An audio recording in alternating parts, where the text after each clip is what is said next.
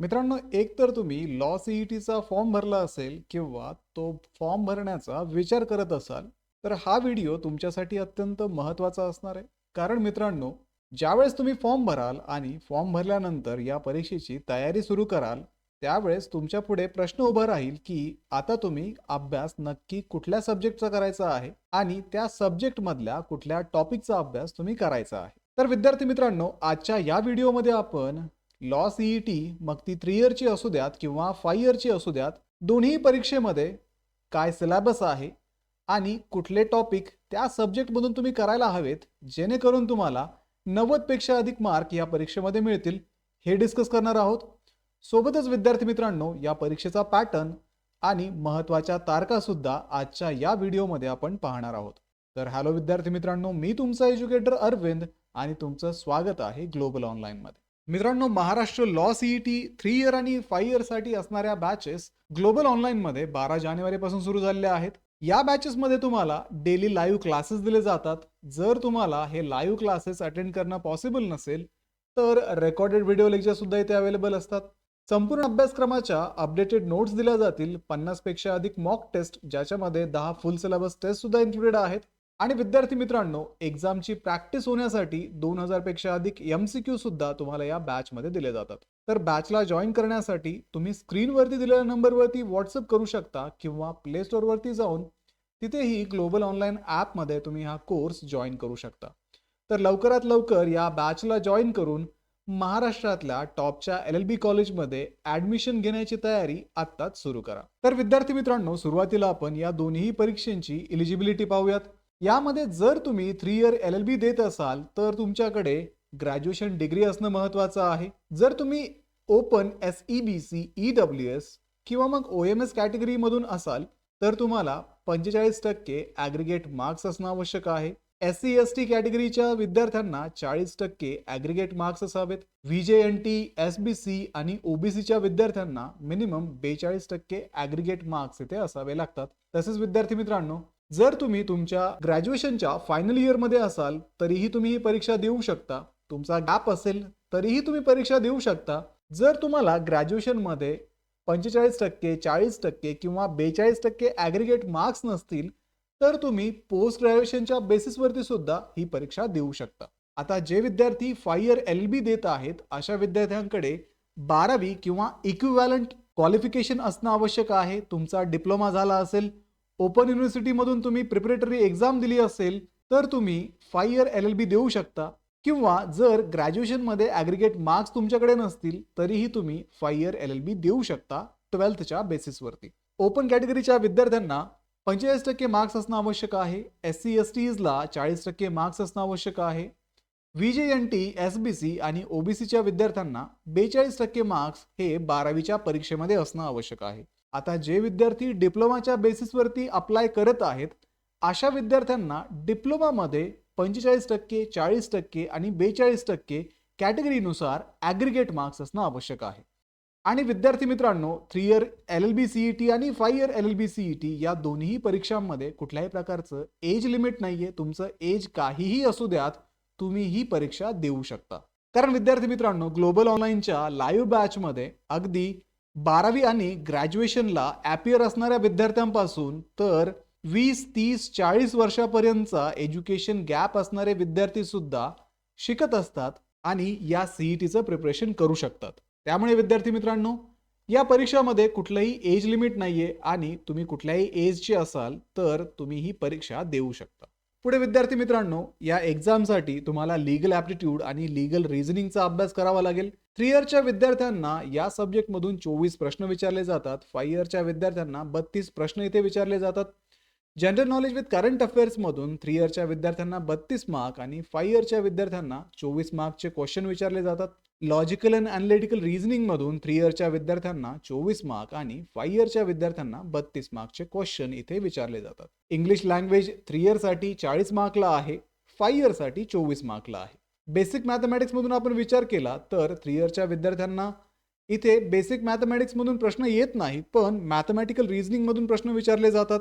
तेच आपण 5 इयरच्या बाबतीत पाहिलं तर 8 मार्क हे मॅथमॅटिक्सला 5 इयरच्या विद्यार्थ्यांना दिलेले आहेत. म्हणजे 8 प्रश्न तुम्हाला मॅथमॅटिक्समधून विचारले जातात. तर या दोन्ही परीक्षांमध्ये 120 मार्कांचे पेपर असतात. ही परीक्षा ऑनलाईन पद्धतीची आहे. 120 प्रश्न तुम्हाला इथे विचारले जातात. हे प्रश्न एमसीक्यू प्रकारचे असतात आणि 120 प्रश्न सॉल्व्ह करण्यासाठी तुम्हाला 120 मिनिटांचाच वेळ दिलेला असतो. म्हणजे विद्यार्थी मित्रांनो, एक प्रश्न सॉल्व्ह करण्यासाठी तुम्हाला 1 मिनिटांचा वेळ असतो आणि या परीक्षेमध्ये कुठल्याही प्रकारची निगेटिव्ह मार्किंग सिस्टीम नाहीये. आणि दिलेल्या वेळामध्ये तुम्हाला जर हा पेपर कव्हर करायचा असेल तर तुम्हाला एमसीक्यू सॉल्व्ह करण्याची प्रॅक्टिस लागते. आणि ही जी प्रॅक्टिस आहे ती एकतर तुम्ही मॉक टेस्टमधून करू शकता किंवा मग एमसीक्यूची रेग्युलर प्रॅक्टिस केल्यानंतर सुद्धा तुमचा स्पीड इम्प्रूव्ह होतो आणि टाइम मॅनेजमेंट सुधारतं, जेणेकरून कमीत कमी वेळेमध्ये तुम्ही संपूर्ण पेपर सॉल्व्ह करू शकता आणि या परीक्षेमध्ये चांगला स्कोर करू शकता. आता विद्यार्थी मित्रांनो, ऑनलाईन पद्धतीची ही एक्झाम असल्यामुळे तुम्ही ज्यावेळेस या परीक्षेचा फॉर्म भरता त्यावेळेस तुमच्या प्रेफर्ड डिस्ट्रिक्टमध्ये तुम्हाला या एक्झामचं सेंटर दिलं जातं आणि परीक्षेच्या दिवशी त्या सेंटरवरती जाऊन तुम्हाला ही एक्झाम द्यावी लागते. आता या परीक्षेमध्ये मराठी आणि इंग्रजी अशा दोन्ही माध्यमामध्ये प्रश्न विचारले जातात आणि इथे तुम्हाला निगेटिव्ह मार्किंग सिस्टीम नाहीये. तर अशा पद्धतीने या परीक्षेचा पॅटर्न आणि मार्किंग स्कीम असणार आहे. तर विद्यार्थी मित्रांनो, या सिलेबसमध्ये तुम्ही कुठले टॉपिक करणं महत्त्वाचं आहे ते आपण आता पाहणार आहोत. तर सगळ्यात पहिले आहे लीगल ॲप्टिट्यूड आणि लीगल रिझनिंग.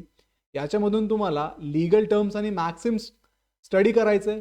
इंडियन कॉन्स्टिट्यूशनचं बेसिक्स तुम्ही करा, ज्याच्यामध्ये तुम्हाला प्रिॲम्बल, फंडामेंटल राईट्स, DPSP, प्रेसिडेंट आणि पार्लमेंटचा स्टडी करायचा आहे. इंडियन ज्युडिशरीचा स्टडी करा, जिथे तुम्हाला सुप्रीम कोर्ट, हायकोर्ट आणि कोर्ट्सची हायरार्की स्टडी करायची आहे. त्यानंतर स्टॅटिक जनरल नॉलेजमधून important legal personalities and awards तुम्ही स्टडी करा. लीगल करंट अफेअर्स तुम्ही वाचा. लीगल रिझनिंगमधून तुम्हाला principle and fact based question विचारले जातात. तसंच विद्यार्थी मित्रांनो असर्शन आणि रिझन या फॉर्ममध्ये सुद्धा तुम्हाला इथे प्रश्न विचारले जातात. पुढे मग टॉर्ट्स असेल, कॉन्ट्रॅक्ट असेल, क्रिमिनल लॉ असेल, याचं बेसिक तुम्ही स्टडी करायला विसरू नका. लीगल जनरल नॉलेजमधून कमिशन्स, ऍक्ट आणि हिस्टोरिकल लीगल इव्हेंट सुद्धा तुम्हाला स्टडी करणं तेवढंच गरजेचं आहे. पुढे दुसरा जो सेक्शन आहे जनरल नॉलेज आणि करंट अफेअर्स, याच्यामधून इंडियन हिस्ट्री, ज्याच्यामध्ये एन्शियंट, मिडिव्हल आणि मॉडर्न हिस्ट्री स्टडी करा. इंडियन जॉग्रफीमधनं रिव्हर्स, स्टेट्स, कॅपिटल इत्यादी स्टडी करा. इंडियन पॉलिटी आणि गव्हर्नन्समधनं स्ट्रक्चर, कॉन्स्टिट्यूशन आणि सिटिझनशिपचा स्टडी तुम्हाला करायचा आहे. आता हा जो टॉपिक आहे इंडियन पॉलिटी आणि गव्हर्नन्स, हा तुमचा कॉन्स्टिट्यूशनचा स्टडी करतानाच कव्हर होणार आहे. पुढे इंडियन इकॉनॉमीमधून बजेट, बेसिक टर्म तुम्ही स्टडी करा.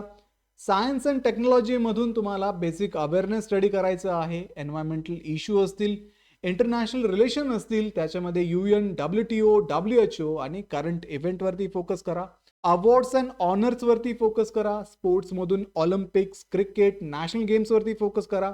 रिसेंट नॅशनल आणि इंटरनॅशनल इव्हेंट्स गेल्या 6 ते 12 महिन्यामधले तुम्हाला स्टडी करणं इथे एक्सपेक्टेड आहे. सोबतच विद्यार्थी मित्रांनो, महत्त्वाचे कायदे, इम्पॉर्टंट ऍक्ट्स आणि लँडमार्क जजमेंट करायला विसरू नका.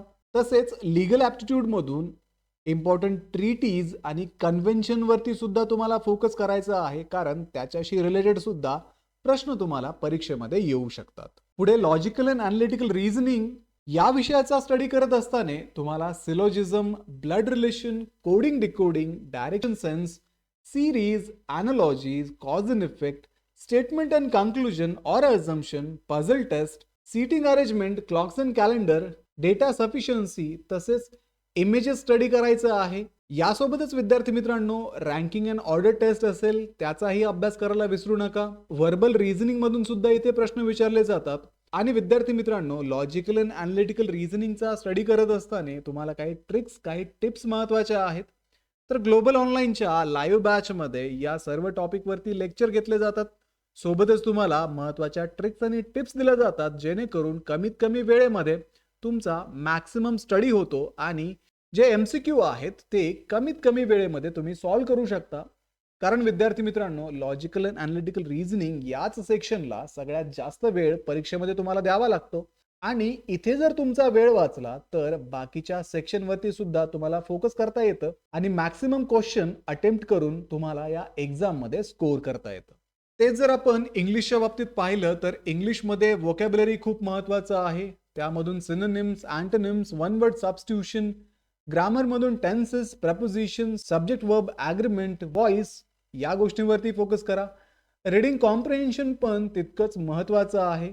पुढे parajumbles, sentence correction, fill in the blanks, cloze test, spelling correction, idioms and phrases वरती कॉन्सन्ट्रेट करा. कारण या सर्व टॉपिकमधून रेग्युलर तुम्हाला सीईटीला प्रश्न विचारले जातात.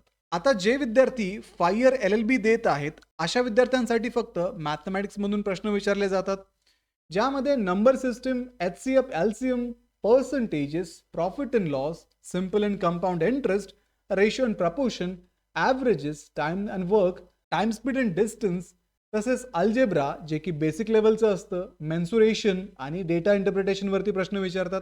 आता जे विद्यार्थी 3 इयर्ससाठी प्रॅक्टिस करत आहेत अशा विद्यार्थ्यांना time and work, time speed and distance तसेच प्रॉब्लेम्स बेस्ड ऑन एजेस विचारले जातात, म्हणजे वयांवरती आधारित प्रश्न विचारले जातात.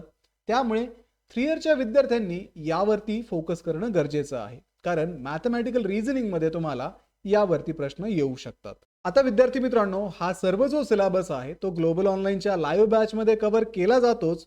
सोबतच तुम्हाला या सर्व सेक्शनवरती मॉक टेस्ट दिल्या जातात आणि नोट्स सुद्धा दिल्या जातात. तसेच तुमची प्रॅक्टिस सुद्धा या बॅचमध्ये करून घेतली जाते. पुढे विद्यार्थी मित्रांनो, जर आपण या परीक्षेचं टाइम टेबल पाहिलं तर आपल्याला माहिती आहे नोव्हेंबर 25 मध्ये ऑलरेडी डेट्स अनाऊन्स झालेले आहेत. रजिस्ट्रेशन हे 23 आणि 24 जानेवारीपर्यंत चालू राहणार आहेत. तुमचे ॲडमिट कार्ड परीक्षेपूर्वी 10 दिवस दिले जातात.